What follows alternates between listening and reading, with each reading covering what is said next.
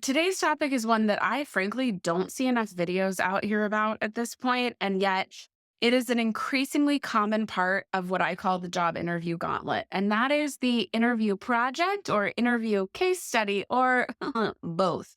So, if you're in the middle of an interview process and you are having to do an interview project, presentation, or case study, this video is for you. My name is Cassandra. I'm a career strategist and speaker. I help people go from hating work to happy work.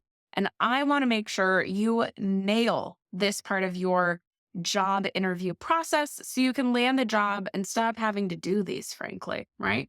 So let's talk all about it. Make sure you stay to the end. I will have a free download for you. You don't want to miss it. And yeah, let's get into it. All right. Tip number one is going to sound like the most obvious thing in the entire world, but it gets messed up a lot. And that is answer the prompt that was given. Okay. Answer the prompt that was given.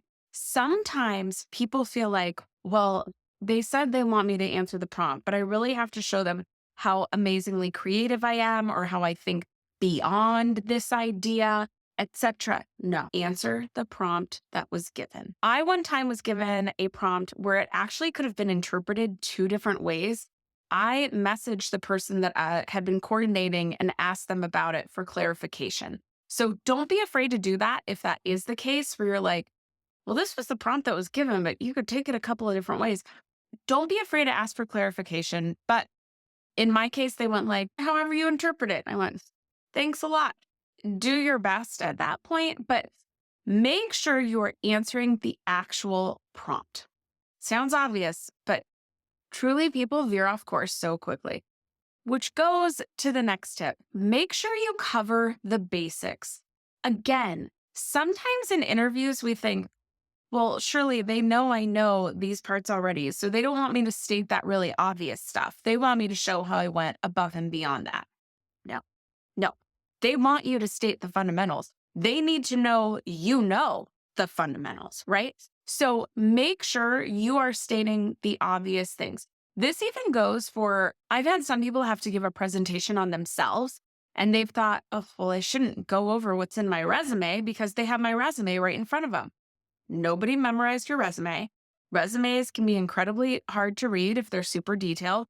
And so there is nothing wrong with taking, some key pivotal moments that are on your resume and putting them into that about me presentation. You might add on to it after that, but don't miss the fundamentals, whether it's in a presentation, whether it's in a project you're showing them, or even a case study. Make sure you're hitting the fundamentals because remember, they need to know that you know. Never assume anything in an interview, y'all. Never assume anything. They're not making assumptions about you. You need to check every box for them. So don't forget fundamentals. Okay, the next tip, time management is crucial. Make sure you are staying within your allotted time. So if they said you get 10 minutes, you get 10 minutes. And so you better have practiced this presentation over and over and over to know that at 9 minutes and 45 seconds, you are saying, thank you so much for your time. Does anyone have questions? All right. You need to make sure you've practiced it because let me tell you, in an interview, when you go over your time limit, it gets real awkward for everybody. Either people are annoyed and they're going, hey, are they done? Or somebody has the painful, awkward task of having to interrupt you and go, I'm so sorry. That's all the time we have. And now you both feel awkward. You didn't get to share everything you know. So make sure you are staying in your time limit. This is also why it's really important, going back to tip number 2, to start with those fundamentals, those basics. Make sure you're hitting those 3 key things or 5 key things, and then digging deeper based off time. So when it comes to case studies in particular, make sure, tip number 1 on this section, make sure that you thoroughly understand the problem. This means reading and rereading the prompt multiple times, okay? I had to do a case study. This is going to be a slightly different example. It was a different type of case study, but to graduate from my grad school program, I had to present my solution on a case study. And this was something that was pages long, it took hours and hours of research and work, etc. But one of the tips that was given was read it over and over again. And so every time I read it, I'd pull out like, oh yeah, this is the problem. This is the problem with this person. They need to find, all the different things that could happen in this situation. And like, I had read it multiple times. I was already in the middle of doing research.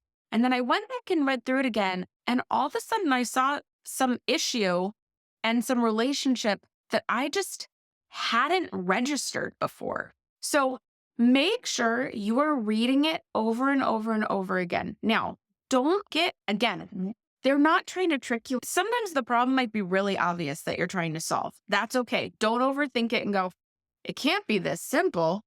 It can be that simple. But look at a problem from all angles. Understand the problem thoroughly. Come at it from all angles. Look at it from all sides. Who are the characters involved? And then break it down into manageable parts.